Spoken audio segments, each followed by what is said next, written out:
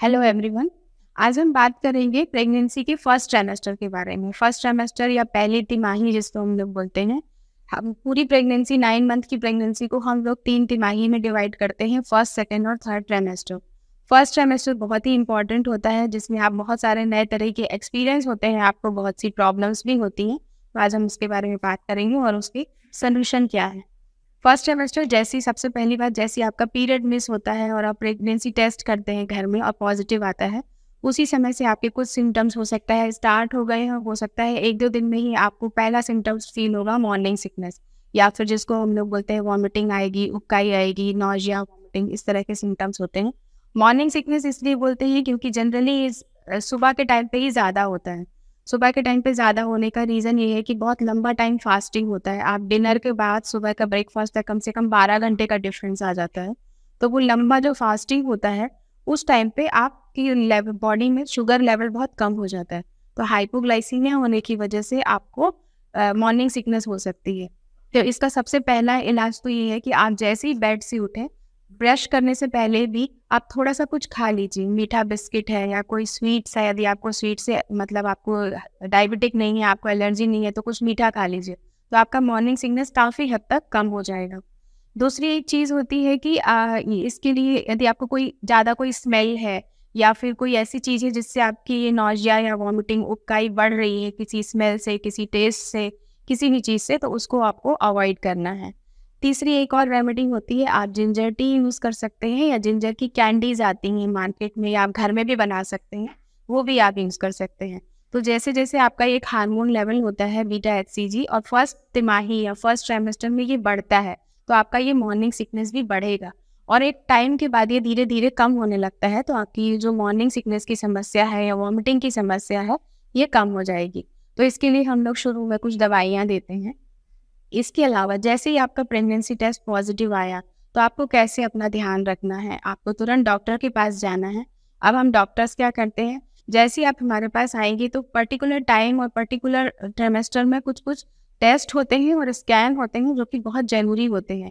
इसीलिए आपको ये बोला जाता है कि आपको हर महीने डॉक्टर के पास चेकअप के लिए जाना ज़रूरी है, क्योंकि कभी-कभी आप अपनी विजिट्स मिस कर देते हैं, तो आपके कुछ टेस्ट मिस हो जाते हैं, जो कि बहुत ही समस्या का कारण बन सकते हैं आगे चल के। तो फर्स्ट ट्राइमेस्टर में जैसे ही प्रेगनेंसी टेस्ट पॉजिटिव लेके हमारे पास पेशेंट आते हैं, तो सबसे पहले हम लोग उनका एक अल्ट्रासाउंड करते हैं, जो जनरली 6 से 7 हफ्ते के बीच में होता है। और ये स्कैन इसलिए इम्पोर्टेंट होता है, इसमें हम लोगों को 3 इन्फॉर्मेशन पता चलती हैं। पहली तो ये कि कितने बच्चे हैं, मतलब ट्विन प्रेगनेंसी तो नहीं है, एक ही बेबी है या 2 बेबी है या ट्रिपलेट भी होता है आजकल आईवीएफ में, तो कितने बच्चे हैं ये पता चलता है। दूसरी चीज़ होती है उसकी लोकेशन।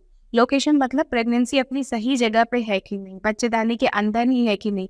कभी-कभी ट्यूब में प्रेगनेंसी चली जाती है और यदि इसका जल्दी पता नहीं चले, तो वो ट्यूब फट सकती है, जिसको एक्टोपिक प्रेगनेंसी बोलते हैं, और उसमें आपकी जान को भी खतरा हो सकता है।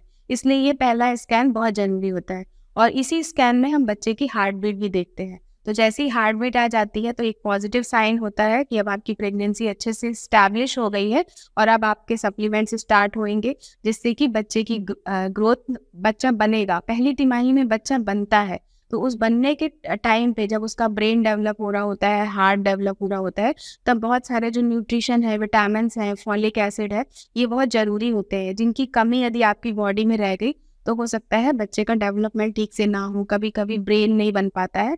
इसीलिए आपको जैसे ही आपका प्रेगनेंसी टेस्ट पॉजिटिव आता है, आपको अपने डॉक्टर को दिखाना बहुत ज़रूरी है। फिर इसके बाद हम लोग पेशेंट को पहली तिमाही में एक बार बुलाते हैं 11 से 13 हफ्ते के बीच में।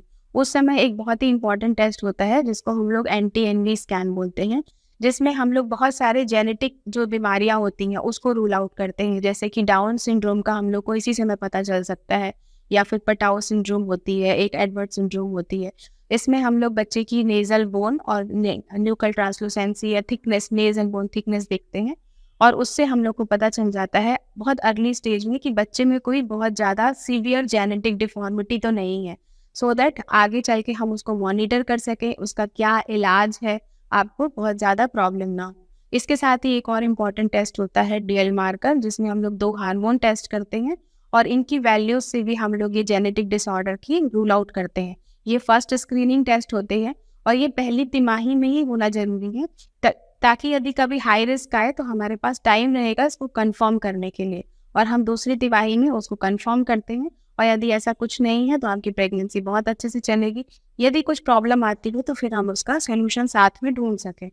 तो जो आपकी पहली तिमाही है या फर्स्ट ट्राइमेस्टर है, मॉर्निंग सिकनेस के साथ साथ ये पूरे टेस्ट और जो भी आपकी स्कैन है ये बहुत इंपॉर्टेंट है। इसलिए बहुत ज़रूरी है कि आप रेगुलर अपने डॉक्टर को हर मंथ में चेकअप के लिए दिखाते रहिए। Thank you.